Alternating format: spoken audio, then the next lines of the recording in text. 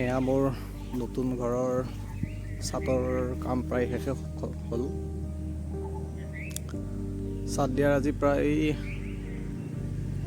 20-25 দিনমান হ'ল। এতিয়া 21 দিনৰ মূৰত খুলিব লাগে বুলি কৈছিলে মিস্ত্ৰীয়ে। এইটো ফ্ৰণ্ট চাইডৰ ভিউ এইটো।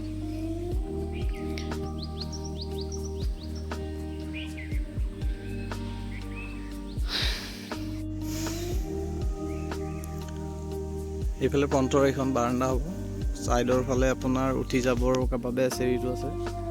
বাকী মাজত 6টা ৰুম আছে, মাজেৰে কৰিডৰ হ'ব আৰু কৰিডৰৰ লাষ্টৰ ফালে 2টা লেট্ৰিন বাথৰুম আছে আৰু তাৰ পিছপিনে টেংকি বনোৱা আছে।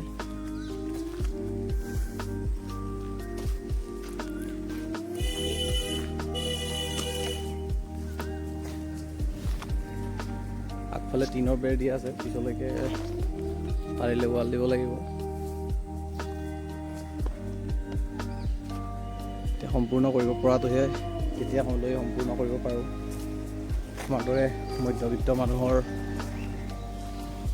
এইখিনি কৰিব পৰাটো বহুত ডাঙৰ কথা। তথাপি যিখিনি পাৰোঁ, যিমানলৈকে পাৰোঁ সিমানখিনিলৈকে চেষ্টা কৰিছোঁ। ইটা পেলাই থৈ দিয়া আছে, দমকলৰ লগতে মটৰো বহোৱা আছে। পিছলৈকে এইবিলাকো ভালকৈ হেৰি কৰিব লাগিব। সেইপিনে টেংকিটো আছে।